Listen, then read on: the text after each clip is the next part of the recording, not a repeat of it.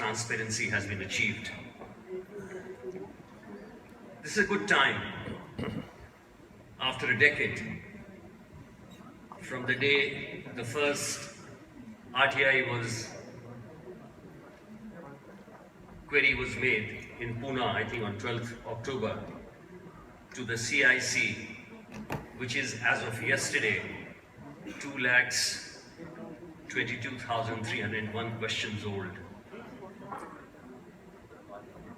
To reflect, to think whether the Act has achieved what it actually wanted and had set down in the preamble.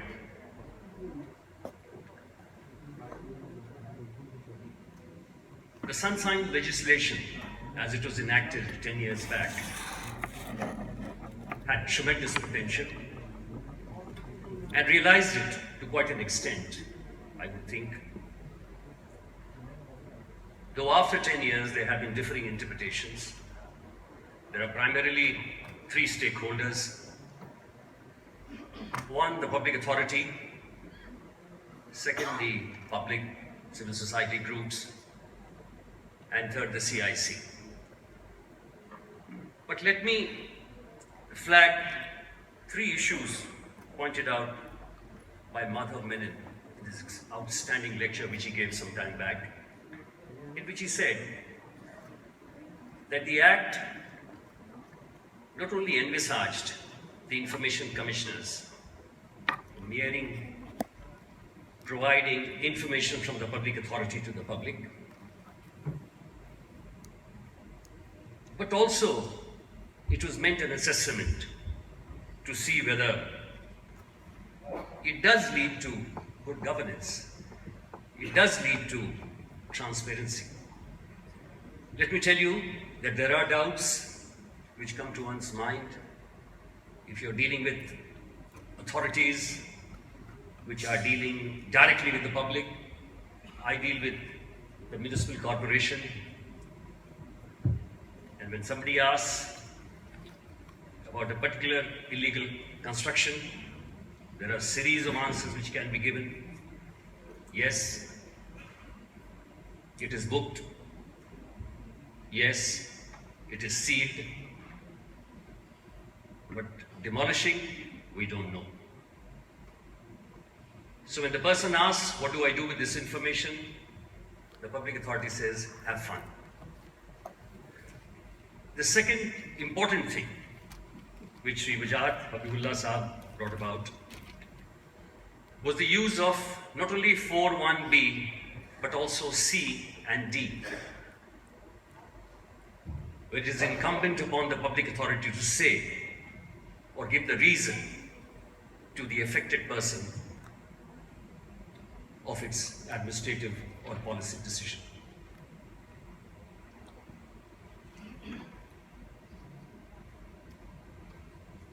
Today, there have been a lot of assessments done by the civil society, done by various groups, and even by the public authority, like Scope, for example. And let me point out just some of the key issues so that later on we can have an intensive discussion on that. Number one, the biggest gap found which affects transparency, which affects good governance, is the poor awareness in rural areas of the RTI Act itself.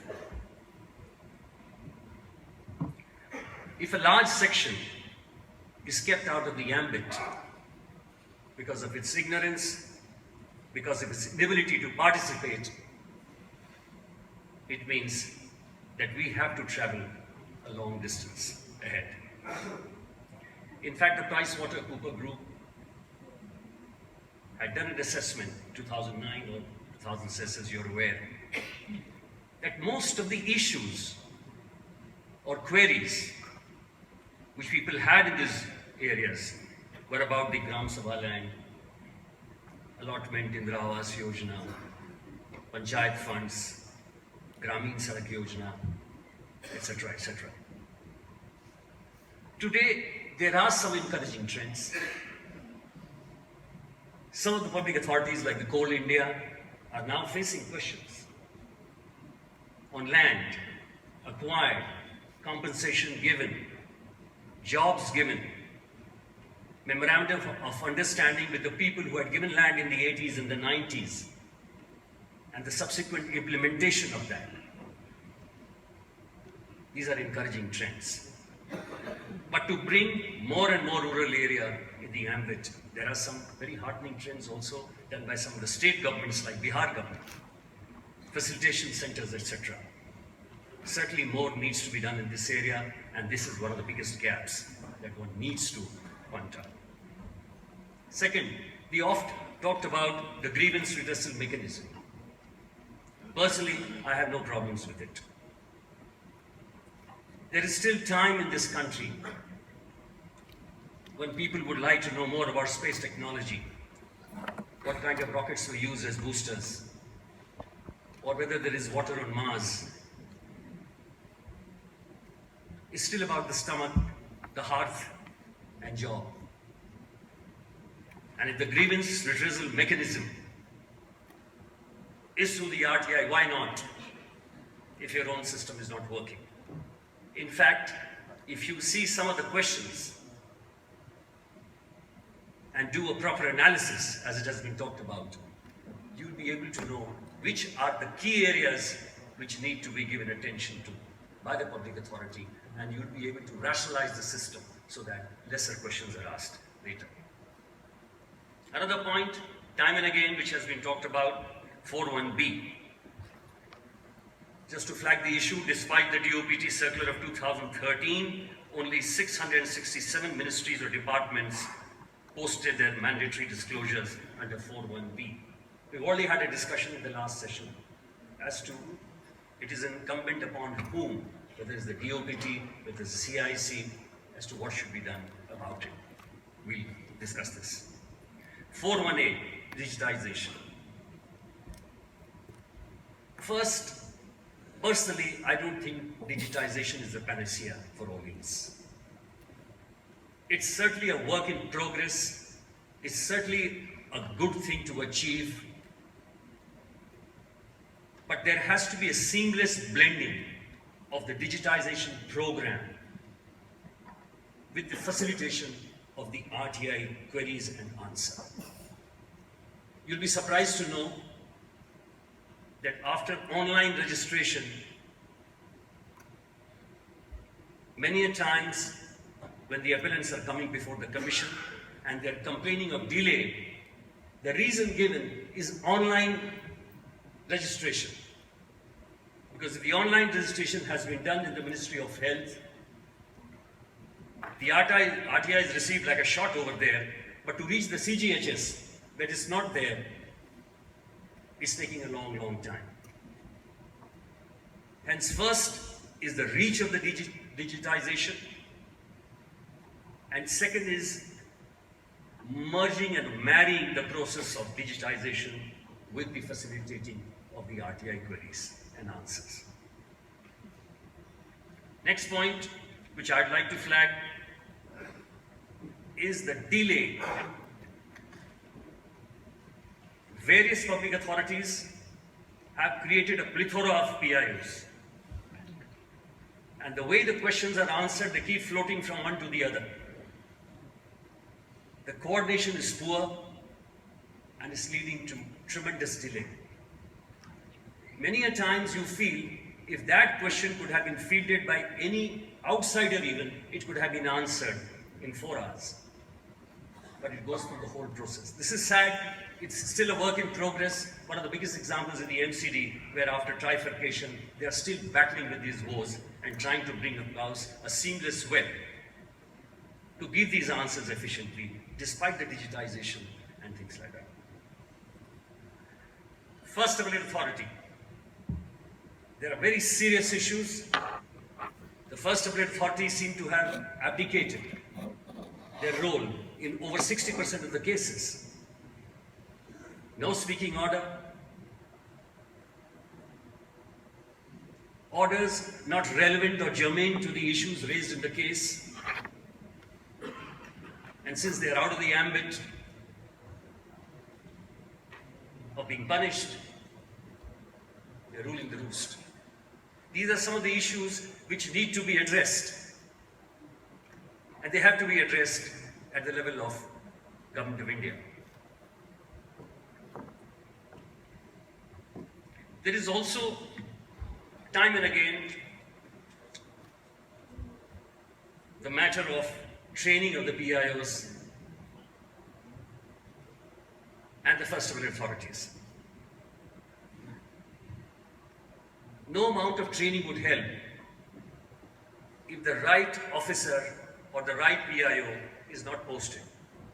You'll be surprised to know that in many places, whenever the new PIO is coming, in the handing over charge or in the list of documents, the number of RTIs pending is not there. Now, these are administrative issues which need to be looked into. There are PIOs who are not aware whether there is a retention schedule in their department or not. The case of missing records, as talked about by Professor Sridhar, is a case in point. There is no retention schedule, there is no idea of where the records are. The town hall records of MCD, 1939, they are kept in bundles over there. And there were tears of joy in one appellant's eye when he could get that bundle of 1942. But then there were others who were not lucky. So my contention is digitization will take a while.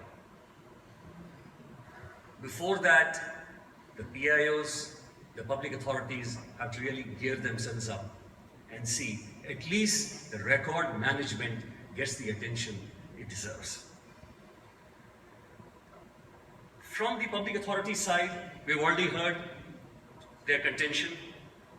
Some of them are doing wonderfully a good job, usually happens, that all of them do. And their complaints are applications with multiple questions, repeated questions, vexatious applications, inadequate guidance, training, misuse of information, ex-employee, etc., etc. But there are some who are doing some good job, and that's encouraging. Scope, for example. Mr. Porwal is here, who's an ardent campaigner for better record management and answering the RTI queries efficiently. They have done an in-house study, they have done an in-depth analysis, and they are taking corrective mechanism.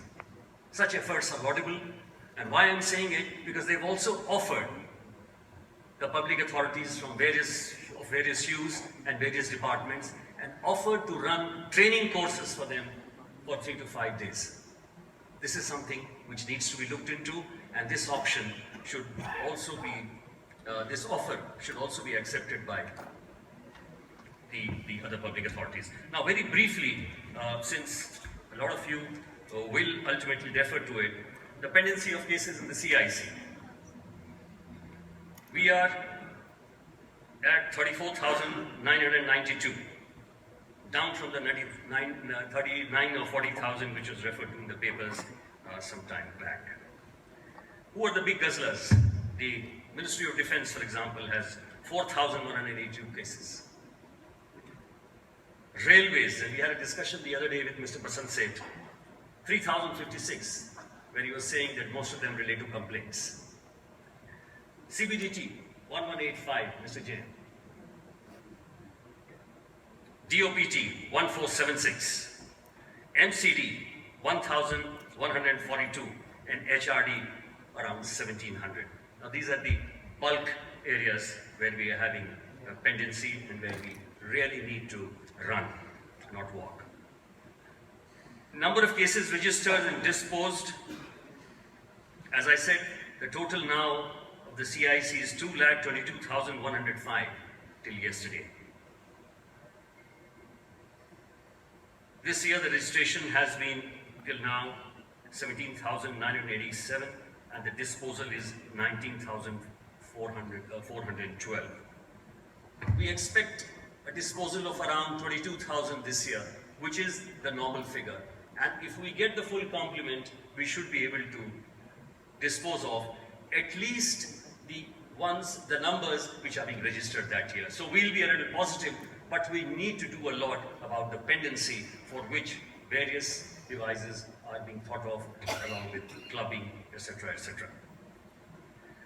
Along with that, we need ramping up of the infrastructure. There is one point which I don't want you to deliberate upon right now, because that has to be taken with the government. That is the resources, the functionality, the autonomy, etc., etc. But these are things which need to be looked into eventually. Let me skip the others and come to my last 2-3 points. That as of now, mission is clearing pendency, ensuring the public authorities to implement Section 4. Rejection rate stands at 7.3. Ideally, the rejection should be 0. There should be no cause for rejection.